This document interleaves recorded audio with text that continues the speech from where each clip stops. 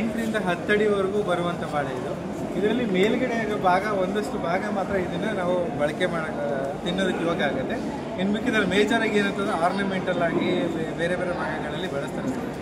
ಇದು 1000 finger banana ಅಂತ. ಹಾಗೆಯೇ ಇದು ನಮಸ್ತೆ ಬಾಳೆ ಅಂತ ಹೇಳ್ತಾರೆ. ಸೊ ಇದು ಈ ನಮಸ್ತೆ ಅಂತ ಇದು ನೋಡಿ, ಇದು ಹೆಂಗಿದೆ ಅಂತಂದರೆ ನೋಡಿದ್ರೆ ಯಾವುದೋ ರೋಗ ಬಂದಿರೋ ಕಾಯ್ತಾರೆ ಇರುತ್ತೆ. ಇದು ಹೆಸರು ಬಾಳೆನೇ ಹಾಗೆ ಬರುತ್ತೆ, ಯಾಕಂದರೆ ನಾವು ಕೈ ಜೋಡಿಸಿ ನಮಸ್ಕಾರ ಮಾಡ್ತಾರೆ ಬರುತ್ತೆ. ಅದಕ್ಕೋಸ್ಕರ ಇದು ನಮಸ್ತೆ ಬಾಳೆ ಅಂತ ಹೇಳ್ತಾರೆ. ಸೊ ಹಾಗೆಯೇ ಇದು ಬ್ಲೂ ಜಾವ ಅಂತ ಹೇಳ್ತಾರೆ. ಇದರಲ್ಲಿ ನೋಡಿದ್ರೆ ನಿಮಗೆ ಒಂದಷ್ಟು ನೀಲಿ ಬಣ್ಣದ ಆಕಾರದಲ್ಲಿ ಬರುವಂಥ ಬಾಳೆ, ಇದನ್ನು ಬ್ಲೂ ಜಾವ ಬಾಳೆ ಅಂತ ಹೇಳ್ತಾರೆ. ಬಟ್ ಇದನ್ನು ಇನ್ನೂ ಸ್ವಲ್ಪ ನೀಲಿ ಬರುತ್ತೆ ಸಿಪ್ಪೆ ಇದು.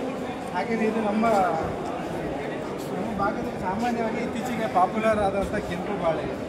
ಹಾಗೆಯೇ ನಮ್ಮ ಪಚ್ಚಬಾಳೆಗಳಲ್ಲಿ ನಾವು ಈಗೇನು G9 ಅಂತ ಹೈಬ್ರಿಡ್ಗೆ ಹೋಗ್ತಿದ್ವಿ, ಅದರಲ್ಲಿ ಮೂಲ ತಳಿ ಪಚ್ಚಬಾಳೆಗಳು ಯಾವುದಿದ್ದಾವೆ ಈ ಬಾಳೆ ನಮಗೆ ಸಿಗುತ್ತೆ. ನಮ್ಮ ಈಗಿನಲ್ಲಿ ಏನಾಗುತ್ತೆ, ತುಂಬ ಈಲ್ಡ್ ಅಂತ ಹೋಗ್ಬಿಟ್ಟಿದ್ದೀವಿ ಎಲ್ಲರೂ ನಾವು. ಇದರಲ್ಲಿ ಮೂಲ ತಳಿ ಏನಂತಂದರೆ ರುಚಿನೂ ಚೆನ್ನಾಗಿರುತ್ತೆ, ಒಂದು ನ್ಯೂಟ್ರಿಷನ್ ವ್ಯಾಲ್ಯೂನೂ ಚೆನ್ನಾಗಿರುತ್ತೆ. ಹಾಗೆಯೇ ಮೈಸೂರು ಬಾಳೆ, ಇದು ಮೈಸೂರು ಬಾಳೆ ಅಂತ ಹೇಳ್ತೀವಿ, ಮತ್ತು ಇದು ಕರಿಬಾಳೆ ಅಂತ ಹೇಳ್ತೀವಿ. ನಮ್ಮ ಮೈಸೂರು ಬಾಳೆ ಅಂತಂದರೆ ನಮ್ಗೆ ಗೊತ್ತಿರೋದು ಯಾವುದು ಅಂತಂದರೆ ಈಗಿನ ನಾವು ಏನು ಏಲಕ್ಕಿ ಅಂತ ಕರಿತೀವಲ್ಲ, ಅದು ಏಲಕ್ಕಿ ಹಿಂದೆ ಏನು ಕರಿತಿದ್ರು ಪುಟ್ಟಬಾಳೆ ಅಂತ ಕರಿತೀವಿ. ಆ ಪುಟ್ಟಬಾಳೆನ ಈಗ ಕಾಲಕ್ರಮೇಣ ಅದು ಇಂಪ್ರೂವೈಸ್ ಆಗಿ ಏಲಕ್ಕಿ ಬಾಳೆ ಆಗಿದೆ. ಹಾಗೆ ಅದೇ ಥರ ಇದು ನಮಗೆ ಫಿಂಗರ್ ಬನಾನ ಅಂತ ಹೇಳ್ತಾರೆ. ಫಿಂಗರ್ ಬಾಳೆ ಅಂತಂದರೆ ನಿಮಗೆ ನೋಡಿದ್ರೆ ಬೆರಳಿನ ಆಕಾರಗಳಲ್ಲಿ ಸಣ್ಣದು ಬೆರಳು ಬರುತ್ತಲ್ಲ, ಹಾಗೆ ಬೆರಳಿನ ಆಕಾರದಲ್ಲಿ ಇದು ಬಾಳೆ ಅಂತ ಹೇಳ್ತಾರೆ. ಹಾಗೆ ನಮ್ಮ ಮಲೆನಾಡು ಕೇರಳ ಕೊಡಗು ಭಾಗದಲ್ಲಿರುವಂಥ ಕಾವೇರಿ ಬಾಳೆ ಅಂತ, ಅದು ಕೆಲವೊಂದು ಕಾಡಲ್ಲಿ ಸಾಮಾನ್ಯವಾಗಿ ತನ್ನಷ್ಟು ತಾನೇ ಬೆಳ್ಕೊಂಡು ಹೋಗ್ತದೆ. ಹಾಗೆಯೇ ಇದು ಹೂ ಬಾಳೆ, ಇದು ಆರ್ನಮೆಂಟಲ್. ಹಾಗೆ ಇದು ಕರ್ಪೂರವಲ್ಲಿ ಅಂತ ಹೇಳ್ತಾರೆ. ಈ ಬಾಳೆ ಇದೆಯಲ್ಲ, ನಮ್ಮಲ್ಲಿ ಟ್ರೆಡಿಷ್ನಲ್ ಆಗಿ ನಮ್ಮ ಕರ್ನಾಟಕದಲ್ಲಿ ಬೂರು ಬಾಳೆ ಅಂತ ಹೇಳ್ತಾರೆ. ಇದರದೇ ಬೇರೆ ತಳಿ ಕರ್ಪೂರವಲ್ಲಿ ಅಂತ. ಇದನ್ನು ಹಣ್ಣಾದಾಗ ತುಂಬ ರುಚಿ ಬರುತ್ತೆ. ಅದಕ್ಕೋಸ್ಕರ ಇದನ್ನೇನು ಮಾಡ್ತಾರೆ, ದೇವರಿಗೆ ಪಂಚಾಮೃತ ಅಂದರೆ ದೇವರಿಗೆ ಅರ್ಪಣೆ ಮಾಡೋಕ್ಕೋಸ್ಕರ ನಮ್ಮ ತಮಿಳುನಾಡು ಮತ್ತು ಕೊಯಮತ್ತೂರು ಭಾಗದಲ್ಲಿ ಕರ್ಪೂರವಲ್ಲಿ ಅಂತ ಬಾಳೆನ ಬೆಳೆಸ್ತಾರೆ, ಪಂಚಾಮೃತ ಅಭಿಷೇಕ ಮಾಡೋಕ್ಕೋಸ್ಕರ. ಹಾಗೆಯೇ ಇದರಲ್ಲಿ ಇನ್ನೊಂದು ಹೂವನ್ನು ಅಂತ ಬರುತ್ತೆ, ಹೂವನ್ನು ಅಂತ, ಅದಕ್ಕೆ ಕರ್ಪೂರ ಇದೇ ಭಾಗದಲ್ಲಿ ಬೆಳೆದು ಅದನ್ನು ದೇವಸ್ಥಾನಕ್ಕೆ ಪೂಜೆಗೋಸ್ಕರ ಬಳಸ್ತಾರೆ. ಹಾಗೆ ನಮ್ಮದು ಈ ಕಡೆ ನಮ್ಮ ಮಾದೇಶ್ವರ ಬೆಟ್ಟ, ನಮ್ಮ ಬಿಳಿಗಿರಂಗ ಬೆಟ್ಟ ಈ ಕಡೆ ಭಾಗದಲ್ಲಿ ಆ ಕಾಡಂತ ಭಾಗದಲ್ಲಿ ಇದನ್ನು ಪೂಜೆ ಬಾಳೆ ಅಂತ ಬೆಳೀತಾರೆ. ಯಾಕಂದರೆ ಇದಕ್ಕೆ ಪೂಜೆ ಬಾಳೆ ಅಂತ ಯಾಕೆ ಅಲ್ಲಿ ದೇವಸ್ಥಾನಗಳಲ್ಲಿ ಬಳಸ್ತಾರೆ ಅಂತಂದರೆ, ಇದು ಎಷ್ಟೇ ಹಣ್ಣಾದರೂ ತೊಟ್ಟು ಮುರಿಯಲ್ಲ, ನೀವು ನಾವೇ ಮುರಿಬೇಕು ಅಂದರೆ ಕಷ್ಟ. ಅದಕ್ಕೋಸ್ಕರ ಇದನ್ನು ಪೂಜೆ ಬಾಳೆ ಅಂತಂದರೆ ದೇವಸ್ಥಾನಕ್ಕೋಸ್ಕರನೇ. ಅಂದರೆ ನಮ್ಮ ಏಲಕ್ಕಿ ಬಾಳೆ ಏನಾಗುತ್ತೆ, ಹಣ್ಣಾಗ್ತಾ ಮುರಿದೋಗ್ಬಿಡುತ್ತೆ. ಸೊ ಇದು ಎಷ್ಟೇ ಹಣ್ಣಾದರೂ ಇದು ತೊಟ್ಟು ಮುರಿಯಲ್ಲ, ಅದಕ್ಕೋಸ್ಕರ ದೇವಸ್ಥಾನಗಳು ಬೆಳೆಸ್ತಾರೆ. ಅದಕ್ಕಾಗಿ ಇದು ಪೂಜೆ ಬಾಳೆ ಅಂತ ಹೆಸರು ಬಂದಿದೆ. ಬಟ್ ಇನ್ನೊಂದು ಇದ್ರ ಗುಣ ಏನು ಅಂತಂದರೆ, ಇದು ಸ್ವಲ್ಪ ದೂರಗಾಯಿ ಸ್ವಲ್ಪ ಹಣ್ಣಾದಾಗ ಹುಳಿ ಇರುತ್ತೆ. ಬಟ್ ಇದು ಸಿಪ್ಪೆ ಪೂರ್ತಿ ಕಪ್ಪಾದಾಗ ಅಂದಾಗ ಬರುತ್ತಲ್ಲ, ಅವಾಗ ತುಂಬ ಸ್ವೀಟ್ ಬರುತ್ತೆ. ಟ್ರೆಡಿಷ್ನಲ್ ಆಗಿ ಏಲಕ್ಕಿ ಬಾಳೆಗೆ ಇದರಲ್ಲಿ ಇರುವಂಥದ್ದು ಮಟ್ಟಿ ಬಾಳೆ ಅಂತ ಹೇಳ್ತೀವಿ.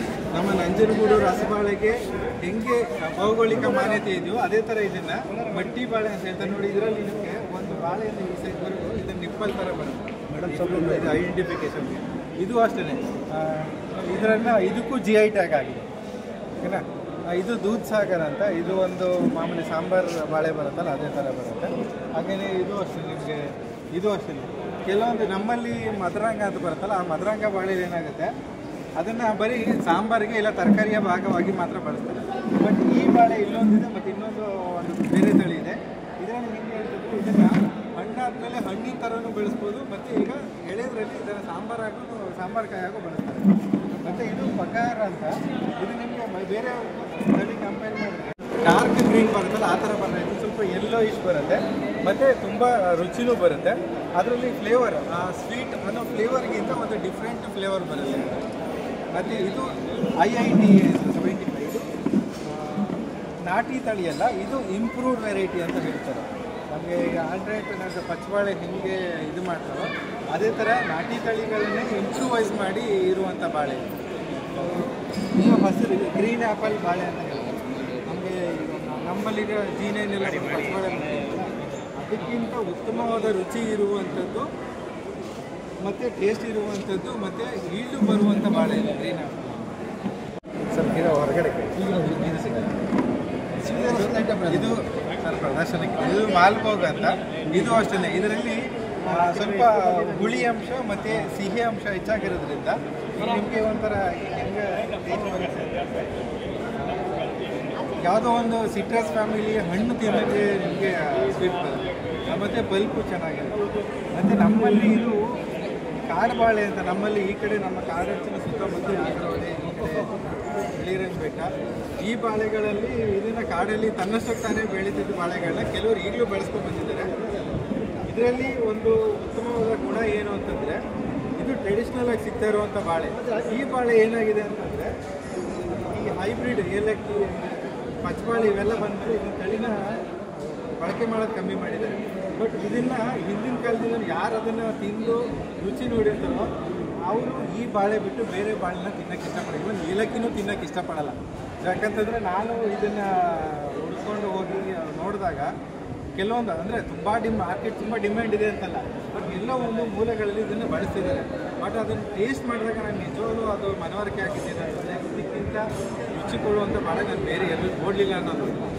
ಸೊ ಅದೇ ಥರ ಮತ್ತು ಇನ್ನೊಂದು ಅಂತಂದರೆ ಎಷ್ಟು ಹಣ್ಣು ಕಪ್ಪಾಗುತ್ತೋ ಅಷ್ಟು ರುಚಿ ಜಾಸ್ತಿ ಆಗುತ್ತೆ, ಮತ್ತು ಅಷ್ಟೇ ಗ್ಲೂಕೋಸ್ ಅಂಶ ಮತ್ತು ಅದರೇ ಸುಕ್ರೋಸ್ ಅಂಶನೂ ಜಾಸ್ತಿ ಆಗುತ್ತೆ. ಮತ್ತು ಇದು 6 ತಿಂಗಳ ಬಾಳೆ ನೋಡೋಕ್ಕೆ ಯಾವುದೋ ಆರ್ನಮೆಂಟ್ ಅಲ್ಲ, ಇಲ್ಲಾಂದರೆ ಇದಿನ್ನೂ ಮೆಚೂರೇ ಆಗಿಲ್ವ ಅನ್ನೋ ಥರ ಕಾಣುತ್ತೆ. ಆ್ಯಕ್ಚುಲಿ ಇದು ಮೆಚೂರ್ ಆಗಿರುವಂಥ ಬಾಳೆ, ಹಣ್ಣಿಗೆ ರೆಡಿ ಆಗಿರುವಂಥದ್ದು 6 ತಿಂಗಳಿಗೆ ಕೊನೆ ಬರುತ್ತೆ, ಹಣ್ಣಿಗೆ ಬರುತ್ತೆ ತಿನ್ನೋದಕ್ಕೆ. ಬಟ್ ಇದೇನು ಕಮರ್ಷಿಯಲ್ ಅಂತಲ್ಲ, ಮನೆ ಬಳಕೆಗೆ ಯೂಸ್ ಮಾಡ್ತಿರೋದು, ತಿನ್ಬೋದು, ಸ್ವೀಟಾಗಿ ಬರುತ್ತೆ. 6 ತಿಂಗಳಿಗೆ ಹಣ್ಣಾಗುತ್ತೆ. ಹಾಂ, 6 ತಿಂಗಳಿಗೆ ಹಣ್ಣಾಗುತ್ತೆ. ಮತ್ತು ಇದು ಕೊಡಗು ಚಂದ್ರಬಾಳೆ ಅಂತ ಹೇಳ್ತೀವಿ. ನಮಗೆ ಕೆಲವೊಂದು ಕಡೆ ಕಮಲಾಪುರ ಕೆಂಪು ಬಾಳೆ ಅಂತ ಹೇಳ್ತೀವಿ, ಚಂದ್ರಬಾಳೆ ಅಂತ ಹೇಳ್ತೀವಿ. ಮತ್ತು ಸಕಲೇಶ್ಪುರ ಭಾಗದಲ್ಲಿ ಬಾಳೆ ಬೆಳೀತಾರೆ, ಕೆಂಪು ಬಾಳೆ. ಅದಕ್ಕೂ ಏನು ಡಿಫ್ರೆನ್ಸ್ ಅಂತಂದರೆ ಇಲ್ಲಿ ಸಿಗುವಂಥ ಚಂದ್ರಬಾಳೆ ಏನಾಗುತ್ತೆ ಅಂದರೆ ಸ್ವಲ್ಪ ಹುಳಿ ಬರುತ್ತೆ, ಹುಳಿ ಮಿಶ್ರಿತ ಸಿಹಿ ಬರುತ್ತೆ. ಬಟ್ ಇದರಲ್ಲಿ ನಿಮಗೆ ಸಕಲೇಶ್ಪುರ ಈ ಕಡೆ ಬೆಳೆಯೋ ಭಾಗದಲ್ಲಿ ನಿಮಗೆ ರೆಡ್ಡಲ್ಲಿ. ಇದು ಮದರಂಗ. ಈ ಮದರಂಗ ಅಂತಂದರೆ ನಮ್ಮ ಚಾಮರಾಜನಗರ ಆಗಿರ್ಬೋದು, ನಂಜನಗೂಡು ಆಗಿರ್ಬೋದು, ಗುಂಡ್ಲುಪೇಟೆ ಆಗಿರ್ಬೋದು, ಅತಿ ಹೆಚ್ಚಾಗಿ ಪ್ರತಿ ಹಬ್ಬಗಳಲ್ಲೂ ಹುಳಿ ಮಾಡೋದು ಅಂತ ಹೇಳ್ತಾರೆ. ಸಾಂಬಾರಿಗೋಸ್ಕರ ಬಳಸುವಂಥ ಕಾಯಿ. ಯಾವುದೇ ಹಬ್ಬ ಬರಲಿ, ಯಾವುದೇ ಫಂಕ್ಷನ್ ಬರಲಿ, ಯುಗಾದಿ ಬರಲಿ, ಇಲ್ಲಾಂದರೆ ಗೌರಿ ಗಣೇಶ ಹಬ್ಬ ಬರಲಿ, ಆ ಹಬ್ಬಕ್ಕೆ ಈ ಹುಳಿ ಮಾಡಿ ಪ್ರತಿಯೊಂದು ಹಬ್ಬಗಳಲ್ಲಿ ಬಳಸಲೇಬೇಕು. ಇವನ್ ಮದುವೆಗಳಲ್ಲೂ ಇದನ್ನು ಹುಳಿ ಮಾಡಿ ಬಳಸುವಂಥ ಪ್ರತೀತಿ ಇದೆ. ಅದು ಇದನ್ನು ಮದರಂಗ ಈ ಬಾಳೆ ಅಂತ ಹೇಳ್ತೀವಿ, ತರಕಾರಿ ಬಾಳೆ. ಸೊ ಹಾಗೆಯೇ ಇದರಲ್ಲೇ ಇನ್ನೊಂದು ಜಾತಿ ಬೆಳೆ ಕರಿ ಮದರಂಗ ಅಂತ ಹೇಳ್ತಾರೆ. ಇದು ಕೊಡಗು ಭಾಗಗಳಲ್ಲಿ ಅಂದರೆ ಹಸ್ಕೊಂಡಿದ್ದವರಿಗೆ ಒಂದು ಹಣ್ಣು ಕೊಟ್ಟರೆ ಸಾಕು, ಒಂದು ಹೊಟ್ಟೆ ತುಂಬಿಕೊಳ್ಳುತ್ತೆ ಅಂತ ಹೇಳ್ತಾರೆ. ಸೊ ಅದೇ ಥರ ಪ್ರತಿಯೊಬ್ಬರು ಹಿತ್ತಲಲ್ಲೂ ಈ ಬೂದ್ ಬಾಳೆಗಳ ತೋಟಗಳಲ್ಲಿ ಬೆಳ್ಕೊಂಡಿರೋದು. ಇತ್ತೀಚೆಗೆ ಇದು ಕಡಿಮೆ ಆಗ್ತಿದೆ, ಯಾಕಂದರೆ ಬೇರೆ ಬೇರೆ ತಳಿಗಳು ಬಂದಿದೆ. ಇದು ಇನ್ನೊಂದು ಒಳ್ಳೆಯ ಔಷಧಿ ಗುಣ ಏನು ಅಂತಂದರೆ ಪೈಲ್ಸ್ ಇರೋರಿಗೆ ಈ ಬಾಳೆನ ಹೆಚ್ಚಾಗಿ ತಿನ್ನಿಸ್ತಾರೆ. ಯಾಕಂದರೆ ದೇಹದ ಉಷ್ಣತೆಯನ್ನು ಸಮತೋಲನ ಇಟ್ಕೊಂಡು, ಮತ್ತು ದೇಹದಲ್ಲಿ ಅಲ್ಸರ್ ಆಗಿದ್ದರೆ, ಏನಾದರೂ ಹೊಟ್ಟೆ ಹುಣ್ಣ ಆಗಿದ್ದರೆ, ಸೊ ಅದನ್ನು ಕ್ಲಿಯರ್ ಮಾಡೋದಕ್ಕೆ ಗುಣಪಡಿಸುವಂಥ ಶಕ್ತಿ ಇದೆ ಅನ್ನೋ ಕಾರಣಕ್ಕೋಸ್ಕರ ನಮ್ಮ ಹಿರಿಕರು ಪ್ರತಿಯೊಬ್ಬರೂ ತೋಟಗಳಾಗಿರ್ಬೋದು, ಹಿತ್ತಲಾಗಿರ್ಬೋದು, ಈ ಬೂದು ಬಾಳೆನ ಬೆಳೆಸ್ತಿರ್ಬೋದು. ಹಾಗೆಯೇ ಇದು ಕರೀಂಕ ತಳಿ ಅಂತ, ಇದು ನಮ್ಮ ಕೇರಳ ಈ ಕಡೆ ಭಾಗಗಳಲ್ಲಿ ಬಳಸುವಂಥದ್ದು. ಹಾಗೆ ಇದು ಚಂದ್ರಬಾಳೆ, ಇದು ರಸಬಾಳೆ. ಇದು ರಸಬಾಳೆಗಳಲ್ಲಿ ಏನು ಅಂತಂದರೆ, ರಸಬಾಳೆಯಲ್ಲಿ ಈಗ ಸೇಲಂ ರಸಬಾಳೆ ಅಂತ ಬರುತ್ತೆ. ನಿಮ್ಗೆ ನಾರ್ಮಲಾಗಿ ಮಾರ್ಕೆಟಲ್ಲಿ ಸಿಗೋದು ನಿಮಗೆ ಸೇಲಂ ರಸಬಾಳೆನೇ ಸಿಗುತ್ತೆ. ಇದು ನಂಜನಗೂಡು ರಸಬಾಳೆ. ಏನಕ್ಕೆ ಅದನ್ನು GI ಟ್ಯಾಗ್ ಕೊಟ್ಟಿದ್ದಾರೆ ಅಂತಂದರೆ, ಆ ಭೌಗೋಳಿಕ ಮನೆದೆ ಅಂತಂದರೆ ಆ ಮಣ್ಣಿನಲ್ಲಿ ಮಾತ್ರ ಅದು ನೀಟಾಗಿ ಚೆನ್ನಾಗಿ ಬರುತ್ತೆ. ಅದರಲ್ಲಿ ಮಣ್ಣಲ್ಲಿ ಬೆಳೆದ್ರೆ ಮಾತ್ರನೇ ಅದಕ್ಕೆ ಔಷಧಿ ಗುಣ ಬರುತ್ತೆ ಅಂತ ಹೇಳ್ತೀವಲ್ಲ, ಅದಕ್ಕೋಸ್ಕರ ನಂಜನಗೂಡು ರಸಬಾಳೆಗೆ ಆ GI ಟ್ಯಾಗ್ ಸಿಕ್ಕಿದೆ. ಏನಕ್ಕಂದರೆ ದೇವಸ್ಥಾನ ಸುತ್ತ 10 ಕಿಲೋಮೀಟರಲ್ಲಿ ಏನು ಬಾಳೆ ನಂಜನಗೂಡು ರಸಬಾಳೆ ಬೆಳೀತಾರೋ ಅದೇ ನಿಮಗೆ ಒರಿಜಿನಲ್ ರಸಬಾಳೆ. ಇನ್ನು ಮಿಕ್ಕಿದ್ದು ಹೊರಗಡೆ ಬರ್ತದೆ ಸೇಲಂ ರಸಬಾಳೆ ಅಂತ ಹೇಳ್ತಾರೆ. ಆ ಸೇಲಂ ರಸಬಾಳೆ ಏನಂತಂದರೆ ಹಣ್ಣು ತುಂಬ ದಪ್ಪ ಬರುತ್ತೆ, ಮತ್ತು ಹುಳಿ ಬರುತ್ತೆ, ಹುಳಿ ಮಿಶ್ರಿತ ಸಿಹಿ. ಮತ್ತು ಈ ಬಾಳೆ ಏನು ಅಂತಂದರೆ ನಿಮಗೆ ಸಿಪ್ಪೆ ತೆಳು ಇರುತ್ತೆ, ಮತ್ತು ಸ್ವೀಟ್ ಜಾಸ್ತಿ ಬರುತ್ತೆ. ಮತ್ತು ಇನ್ನೊಂದು ಏನಂತಂದರೆ ಕೆಲವೊಂದು ಸಣ್ಣ ವಾತಾವರಣದಲ್ಲಿ ಏರುಪೇರಾದಾಗ ಇದು ಗುಣಲಕ್ಷಣನೇ ಹಾಗೆ. ಒಳಗಡೆ ಹಣ್ಣು ತಿನ್ಬೇಕಾದ್ರೆ ನಿಮಗೆ ಕೆಂಪಿಗೆ ಒಂದಷ್ಟು ಗಂಟಿನ ರೂಪದಲ್ಲಿ ಸಿಗುತ್ತೆ, ಅದು ಒರಿಜಿನಲ್ ರಸಬಾಳೆ. ಇದೇನು ಅದು ರೋಗ ಅಲ್ಲ. ಕೆಲವು ಜನ ತಿಳ್ಕೊತಾರೆ ಅಂದರೆ ಏನೋ ರೋಗ ಬಂದಿದೆ ಅದಕ್ಕೋಸ್ಕರ ಒಳಗೆ ರೆಡ್ ಬರ್ತಿದೆ ಗಂಡು ಬರ್ತಿದ್ದ, ಅದು ರೋಗ ಅಲ್ಲ. ಆ ರಸಬಾಳೆನ ಗುಣಲಕ್ಷಣನೇ ಹಾಗೆ. ಇದು ಒರಿಜಿನಲ್ ನಂಜನಗೂಡು ರಸಬಾಳೆ. ಸೊ ಇದು ಬಾಳೆ ಬೇಡ ಕೇವಲ ವ್ಯಾಪಾರಕ್ಕಾಗಿ ಮಾಡ್ತಾ ಇಲ್ಲ, ಜಾಗೃತಿ ಅರಿವು ಸರ್. ಇದು ಬಾಳೆ ಮೇಳ ನಾವು ಯಾಕಾಗಿ ಮಾಡ್ತಿದ್ದೀವಿ ಅಂತ, ನಾವು ಪ್ರತಿ ವರ್ಷವೂ ಪ್ರತಿ ತಿಂಗಳು ಒಂದೊಂದು ಮೇಳಗಳು ಮಾಡ್ತೀವಿ. ನಾವು ಬಾಳೆ ಮೇಳ ಮಾಡ್ತೀವಿ, ಸಿರಿಧಾನ್ಯ ಮೇಳ ಮಾಡ್ತೀವಿ, ಅಕ್ಕಿ ಮೇಳ ಮಾಡ್ತೀವಿ, ಹಾಗೆಯೇ ಗೆಡ್ಡೆಗೆಣಸು ಮೇಳ ಮಾಡ್ತೀವಿ, ಸೊಪ್ಪು ಮೇಳ ಮಾಡ್ತೀವಿ. ಹಾಗೆಯೇ ಇಲ್ಲಿ ಬಾಳೆ ಮೇಳ ಮಾಡಿದ್ವಿ ಯಾಕಾಗಿ ಅಂತಂದರೆ, ಇಲ್ಲಿ ರೈತರಿಗೆ ವ್ಯಾಪಾರನೂ ಆಗುತ್ತೆ, ಗ್ರಾಹಕರಿಗೆ ತಳಿಗಳ ಪರಿಚಯನೂ ಆಗುತ್ತೆ. ಮತ್ತು ನಾನು ಆಗಲೇ ಹೇಳ್ತಲ್ಲ, ಎರಡೂ ಪ್ರಶ್ನೆ ಕೇಳಿದ್ರಿ, ಎರಡಕ್ಕೂ ಒಂದೇ ಉತ್ತರ.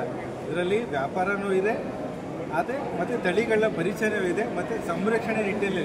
ಈ ಕೆಲವು ಏನು ಮಾರ್ಕೆಟ್ ಏನಾಗುತ್ತೆ, ಬಾಳೆ ಅಂತಂದರೆ ಬರೀ ಏಲಕ್ಕಿ ಮಾತ್ರ ಬರುತ್ತೆ, ಇಲ್ಲಾಂದರೆ ಪಚ್ಚಬಾಳೆ ಬರುತ್ತೆ.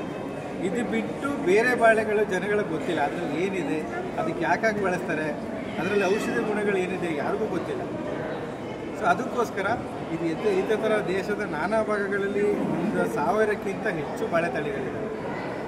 ಸೊ ಆ ಬಾಳೆ ತಳಿಗಳನ್ನ ನಾವು ಜನಗಳಿಗೆ ಪರಿಚಯ ಮಾಡಿಕೊಡ್ಬೇಕು. ಸೊ ಈ ಪರಿಚಯ ಆದದ್ದು ತಳಿಗಳು ರೈತರುಗಳನ್ನ ಒಂದೊಂದು ಬೇರೆ ಬೇರೆ ತಳಿಗಳಿದಾವಲ್ಲ, ಇದನ್ನು ರೈತರು ಅವರ ಜಮೀನುಗಳಲ್ಲಿ ಬೆಳೆಸಬೇಕು. ಬರೀ ಏಲಕ್ಕಿ ಮತ್ತು ಪಚ್ಚಬಾಳೆಗೆ ಸೀಮಿತ ಆಗಬಾರ್ದು. ಆ ತಳಿಗಳನ್ನ ಬೆಳೆಸಿ ಆಯಾ ಭಾಗಗಳಿಗೆ ಯಾವುದು ಅನುಕೂಲ ಆಗುತ್ತೆ. ಫಾರ್ ಎಕ್ಸಾಂಪಲ್ ಈಗ ನಂಜನಗೂಡು ರಸಬಾಳೆ ಅಂತ ಹೇಳ್ತೀವಿ. ಸೊ ಅದಕ್ಕೆ ಇವೆಲ್ಲ ಬಂದಮೇಲೆ ನಂಜನಗೂಡು ರಸಬಾಳೆ ಅದು ತನ್ನ ಮೂಲ ಮಾರುಕಟ್ಟೆ ಗುಣಗಳನ್ನ ಕಳ್ಕೊಂಡ್ಬಿಟ್ಟಿದೆ. ಬಟ್ ಅದು ತುಂಬ ರುಚಿಯಾಗಿರುವಂಥದ್ದು, ತುಂಬ ಭೌಗೋಳಿಕ ಮಾನ್ಯತೆಯನ್ನು ಪಡೆದು GI ಟ್ಯಾಗ್ ಪಡೆದಿರುವಂಥದ್ದು, ಮತ್ತು ಔಷಧಿ ಗುಣ ಇರುವಂಥದ್ದು. ಈ ತಳಿಗಳನ್ನ ಬಿಟ್ಟು ಬೇರೆ ಯಾವುದೋ ನಾವು ಬೇರೆ ಹಣ್ಣುಗಳನ್ನ ತಿನ್ನೋದಕ್ಕೆ ಅಂತ ಹೋಗ್ತೀವಿ. ಸೊ ಅದೇ ಥರ ಇಲ್ಲಿ ತುಂಬ ವೆರೈಟಿ ತಳಿಗಳಿದ್ದಾವೆ.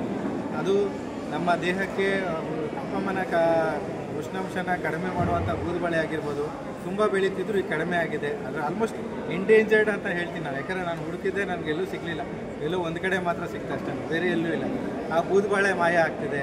ಮತ್ತು ನಮ್ಮಲ್ಲಿ ಸಕ್ಕರೆ ಬಾಳೆ ಅಂತಿತ್ತು, ಅದು ಬಾಳೆ ಮಾಯ, ಅದು ಸಿಗ್ತಾ ಇಲ್ಲ.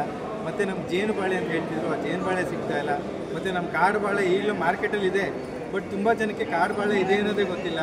ಆ ಕಾಡು ಬಾಳೆ ನಾನು ಟೇಸ್ಟ್ ಮಾಡ್ದಂಗೆ ಕಾಡು ಬಾಳೆ ನಾನು ತಿಂದಿರೋ ಬಾಳೆಹಣ್ಣುಗಳಲ್ಲೇ ಅತಿ ಹೆಚ್ಚು ರುಚಿ ಇರುವಂಥ ಕಾಡು ಬಾಳೆ. ಬಾಳೆಹಣ್ಣುಗಳನ್ನು ಸಾಮಾನ್ಯವಾಗಿ ಕಮರ್ಷಿಯಲ್ಲೇ ಆಗ್ಬಿಟ್ಟು ಈ ಬಾಳೆಹಣ್ಣನ್ನು ಕೇಳೋದು ಮೊದಲು ಬಾಳೆಹಣ್ಣಿನಾಗ್ತಿತ್ತು, ಹಾಗೆ ತಿಂತಾ ಇತ್ತು. ಆದರೆ ಈಗ ಬಾಳೆಹಣ್ಣನ್ನು ದುಡ್ಡು ಕೊಟ್ಟು ತಿನ್ನಬೇಕು ಮೊದಲನೇದು. ಅಲ್ಲೂ ಕೆಲವು ಮಾರುಕಟ್ಟೆಗಳಲ್ಲಿ ಅಲಭ್ಯವಾಗಿದೆ. ಕಾರಣ ಏನು? ಸೊ ಕಾರಣ ಏನು ಅಂತಂದರೆ ಹೈಬ್ರಿಡೈಸೇಷನ್. ಅಂದರೆ ಮಾರ್ಕೆಟ್ ಏನು ಡಿಮ್ಯಾಂಡ್ ಕೇಳಿದೆ ಅದನ್ನು ಬೆಳೆಯೋಕ್ಕೆ ಶುರು ಮಾಡ್ತಾರೆ. ಸೊ ಈಗ ಏನಾಗಿದೆ ಅಂತಂದರೆ, ಈಗ ಕೇರಳ ಮಾರ್ಕೆಟ್ ಯಾವುದು ಅಂತಂದರೆ ಯಾವಾಗಲೂ ನೇಂದ್ರ ಅಂತ ಹೋಗ್ತಾರೆ. ಸೊ ನೇಂದ್ರಾಗೆ ಹತ್ತಿರ ಆಗಿರೋದು ಅದಕ್ಕೆ ಹತ್ತಿರ ಆಗಿರೋದು ಯಾವುದು ನಮ್ಮ ಚಾಮರಾಜನಗರ, ಗುಂಡ್ಲುಪೇಟೆ ಈ ಭಾಗಗಳಲ್ಲಿ ಮಾರ್ಕೆಟ್ ಇದೆ, ಬರೀ ಕಮರ್ಷಿಯಲಾಗಿ ನೇಂದ್ರ ಹೋಗ್ತಿದೆ. ಇದೇನಾಗುತ್ತೆ ಅಂತಂದರೆ, ತಳಿ ಉಳಿಸ್ಬೇಕು ಅನ್ನೋದು ಯಾರಿಗೂ ಇಲ್ಲ ರೈತರುಗಳಲ್ಲಿ. ತಳಿ ಉಳಿಸೋದು ಒಂದು ಇದಾದರೆ, ರೈತ ಉಳ್ಕೋಬೇಕು ಅಂತಂದರೆ ದುಡ್ಡೂ ಮಾಡಬೇಕು. ಆ ದುಡ್ಡು ಮಾಡಬೇಕು ಅಂದರೆ ಯಾವುದಕ್ಕೆ ಹೋಗ್ಬೇಕು ಅಂದರೆ ಕಮರ್ಷಿಯಲ್ ವೆರೈಟಿಗೆ ಹೋಗಲೇಬೇಕು. ನಾವು ಏನಕ್ಕೆ ಇದರ ಮೇಳನ ಉದ್ದೇಶ ಏನು ಅಂತಂದರೆ, ಗ್ರಾಹಕರಿಗೆ ಬರೀ ನೇಂದ್ರ ಮಾತ್ರ ಇಲ್ಲ, ಬರೀ ಪಚ್ಚಬಾಳೆ ಮಾತ್ರ ಇಲ್ಲ, ಬರೀ ಏಲಕ್ಕಿ ಮಾತ್ರ ಇಲ್ಲ ಅಂತ ಗ್ರಾಹಕರಿಗೆ ಪರಿಚಯ ಆದರೆ ಗ್ರಾಹಕರು ಕೇಳ್ತಾರೆ, ಸರ್ ನಮ್ಮ ಕಲ್ಲುಬಾಳೆ ನೋಡಿದ್ವಿ. ಈಗ ಏನಾಗಿದೆ, ಮಾರ್ಕೆಟಲ್ಲಿ ಹೋದರೆ ಯಾವ್ದು ಸಿಗುತ್ತೆ, ನಿಮ್ಗೆ ಮೂರೆಬಾಳೆ ತೋರಿಸುತ್ತೆ. ನಾನು ಆಗಲೇ ಹೇಳಿದ್ರೆ ಮೂರೆಬಾಳೆ ತೋರಿಸ್ತಾರೆ. ಅದು ಬಿಟ್ಟು ಇಷ್ಟೊಂದು ತಳಿ ಇದ್ದಾಗ ಗ್ರಾಹಕರಿಗೆ ಗೊತ್ತಿದೆ, ಯಾಕಂದರೆ ಗ್ರಾಹಕರು ಗೊತ್ತಿದ್ರೆ ತಾನೇ ಬಾಳೆ ಬಗ್ಗೆ ಕೇಳೋಕ್ಕೆ ಸಾಧ್ಯ. ಅಲ್ಲಿ ಕಾಡು ಬಾಳೆ ಇದೆ, ನಮ್ಮ ಮಾರ್ಕೆಟಲ್ಲೇ ಇದೆ, ಮೈಸೂರು ಮಾರ್ಕೆಟಲ್ಲೇ ಇದೆ. ಬಟ್ ಅದ್ರ ಬಗ್ಗೆ ಯಾರಿಗೂ ಗೊತ್ತಿಲ್ಲ. ಅಲ್ಲಿ ನಮ್ಮ ಬಾಳೆ ಮಂಡಿಯವ್ರಿಗೆ ನೀವು ಕಾಡು ಬಾಳೆ ಸಿಗುತ್ತೆ ಸರ್ ಯಾವುದು ಅಂತಂದರೆ, ಹ್ಞೂ ಸರ್ ಇದೆ, ಯಾರೋ ಗೊತ್ತಿರೋರು ಮಾತ್ರ ತೊಗೊಂಡೋಗ್ತಾರೆ ಸರ್, ಅದು ಬಿಟ್ಟು ಇನ್ನೆಲ್ಲ ಬರೀ ಅದನ್ನೇ ಕೇಳ್ತಾರೆ ಸರ್ ಅಂತ ಹೇಳ್ತಾರೆ. ಬಟ್ ಏನಕ್ಕೆ ಅಂತಂದರೆ, ಇದನ್ನು ಅದರದ್ದು ರುಚಿ ನೋಡಿದವ್ರು ಅಷ್ಟೇ ಆ ಬಾಳೆನ ಗುರುತಿಸಿ ಕೇಳಿ ತಿಳಿದು ತೊಗೊಂಡೋಗಿ ಸಾಧ್ಯ. ತುಂಬ ಜನಕ್ಕೆ ಇದ್ರ ಪರಿಚಯನೇ ಇಲ್ಲ. ಅದ್ರ ಉದ್ದೇಶವಾಗಿ ನಾವು ಈ ಥರ ಬಾಳೆಗಳನ್ನ ಮೇಳ ಮಾಡಿ ಜನಗಳಿಗೆ ಪರಿಚಯ ಮಾಡಿ, ಈ ಥರ ಬಾಳೆಗಳಿದ್ದಾವೆ, ಇದನ್ನು ಬಾಯಿ ಬಿಟ್ಟು ಕೇಳಿದ್ರೆ ನಿಮಗೆ ಮಾರ್ಕೆಟಲ್ಲಿ ಸಿಗುತ್ತೆ. ಮಾರ್ಕೆಟಲ್ಲಿ ಸಿಕ್ಕಾಗ ಏನಾಗುತ್ತೆ, ಅದ್ರ ಮಾರ್ಕೆಟ್ ಡಿಮ್ಯಾಂಡ್ ಜಾಸ್ತಿ ಆಗುತ್ತೆ. ಸೊ ನೀವು ಯಾವುದನ್ನು ಕೇಳ್ದೇನೆ ಬಾಳೆಹಣ್ಣು ಅಂದಾಗ ತಪ್ಪು ಮಾಹಿತಿ ಕೊಡ್ತಕ್ಕಂಥದ್ದು ಹೌದು, ಖಂಡಿತ ಇದೆ ಅದು ಎಷ್ಟು ಮಟ್ಟಿಗೆ ಸರ್. ಈಗ ನಾನು ಹೇಳ್ತೀನಿ, ಈಗ ತಪ್ಪು ಮಾಹಿತಿ ಅಂತಂದರೆ ಕೆಲವ್ರಿಗೆ ಒಂದು ಮಾರ್ಕೆಟಿಗೆ ಹೋದಾಗ ಏನಾಗುತ್ತೆ, ಕೆಲವ್ರಿಗೆ ಲಾಭದ ಉದ್ದೇಶ ಮಾತ್ರ ಇರುತ್ತೆ. ಈಗ ಫಾರ್ ಎಕ್ಸಾಂಪಲ್ ನನಗೇನು ಗೊತ್ತಿಲ್ಲ, ನಾನು ಮಾರ್ಕೆಟ್ಗೆ ಹೋಗ್ತೀನಿ ಅಂತಂದಾಗ ಕೆಲವ್ರು ಏನು ಮಾಡ್ತಾರೆ ಸರ್, ಹೆಂಗೋ ಇಬ್ಬರು ಕತ್ತೆ ಕಟ್ಟಿ ಹೇಳೋಣ ಅದಿರುತ್ತೆ. ಬಟ್ ಅದು ಅವ್ರ ವೃತ್ತಿ. ಹಾಗಂತ ಸುಳ್ಳು ಹೇಳಿ ಜೀವನ ಮಾಡಬೇಕು ಅಂತಲ್ಲ, ಅವ್ರ ವೃತ್ತಿ, ಅವ್ರಿಗೆ ಸೇಲ್ ಆಗಬೇಕು, ಅವ್ರು ಸೇರಿದ್ರೆ ಹೊಟ್ಟೆ ತುಂಬುತ್ತೆ ಅನ್ನೋ ಕಾರಣಕ್ಕೆ ಅವ್ರು ಹೇಳ್ತಾರೆ. ಬಟ್ ಆಸ್ ಎ ಆರ್ಗನೈಸರ್ ಆಗಿ ಕೆಲವರು ತುಂಬ ಜನ ರೈತರುಗಳಾಗಿರ್ಬೋದು, ಕೆಲವರು ಇವನ್ ಮಾರ್ಕೆಟಲ್ಲೂ ಇದ್ದಾರೆ. ಅವರು ಮೂಲ ತಳಿ ಮೂಲ ಉದ್ದೇಶ ಏನಿತ್ತು ಅದನ್ನು ನಿಜವಾಗ್ಲೂ ತಿಳಿಸಿ ಹೇಳ್ತಾರೆ. ಮಾರ್ಕೆಟಲ್ಲಿ ಹೋಗಿ ಅಂದರೆ ಏನಾಗಬೇಕು ಅಂತ ಅದನ್ನು ಎಕ್ಸ್ಪ್ಲೋರ್ ಮಾಡಿ ಗ್ರಾಹಕರು ಎಲ್ಲ ಫಾಸ್ಟ್ ಅಂತ ಬಂದ್ಬಿಟ್ಟು ಬಾಳೆ ಇದೆಯಾ ಯಾವುದಿದೆ ಏಲಕ್ಕಿ ಕೊಟ್ಬಿಡಿ ಇಷ್ಟೇ ಮುಗೀತು. ಇದು ಬಿಟ್ಟು ಬೇರೆ ಬಾಳೆ ಯಾವುದಿದೆ ಅಂತಂದರೆ ಅವ್ನು ಕೂಲಂಕುಷಿ ಹೇಳ್ತಾನೆ ಸರ್. ನಾನೇ ಮಾರ್ಕೆಟ್ಗೆ ಹೋದಾಗ ಹೇಳಿದ್ರು ನನಗೆ ಈ ಥರ ಸಕ್ಕರೆ ಬಾಳೆ ಬರ್ತಿತ್ತು, ಅದು ಅಪರೂಪಕ್ಕೆ ಬರುತ್ತೆ ಸರ್. ಪೂಜೆ ಬಾಳೆ ಬರ್ತಿತ್ತು ಸರ್, ಅದು ಅಪರೂಪಕ್ಕೆ ಬರುತ್ತೆ. ನಾವು ಗ್ರಾಹಕರಾಗಿ ಅದನ್ನು ತಾಳ್ಮೆಯಿಂದ ಕೇಳಿ ಅದನ್ನು ತಿಳ್ಕೊಂಡು ಅದನ್ನು ಎಕ್ಸ್ಪ್ಲೋರ್ ಅಂದರೆ ಅವರಿಂದ ಹೊರಗೆ ತೆಗೆಯೋದು ಒಂದು ಗೊತ್ತಿದ್ರೆ ಅವರು ಆಲ್ಮೋಸ್ಟ್ ಎಲ್ಲನೂ ಹೇಳಿದಾರೆ, ತಿಳಿಸ್ತಾರೆ, ಮಾತು ಕೂಡ ಆಡ್ತಾರೆ.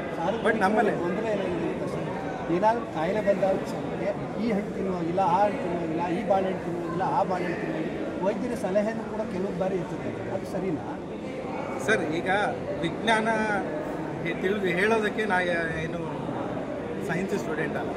ಕೆಲವ್ರಿಗೆ ಏನಾಗುತ್ತೆ ಅಂತಂದರೆ, ಈಗ ಫಾರ್ ಎಕ್ಸಾಂಪಲ್ ಮಿಲೆಟ್ಸ್ ತೊಗೊಳ್ಳಿ. ಮಿಲೆಟ್ಸ್ ಎಲ್ಲರೂ ತೊಗೊಂಡು ಹಿಂದಿನ ಕಾಲಕ್ಕೂ ಈಗಿನ ಕಾಲಕ್ಕೂ ತುಂಬ ಜನ್ರೇಷನ್ ಗ್ಯಾಪ್ ಇದೆ. ಯಾಕಂದರೆ ಹಿಂದಿನ ಕಾಲದಲ್ಲಿ ಎಲ್ಲ ಮೈ ಬಗ್ಸಿ ದುಡಿತಿದ್ರು, ಎಷ್ಟೇ ಮಿಲೆಟ್ ತಿಂದ್ರೂ ಅದು ಡೈಜೆಷನ್ ಆಗ್ತಿತ್ತು.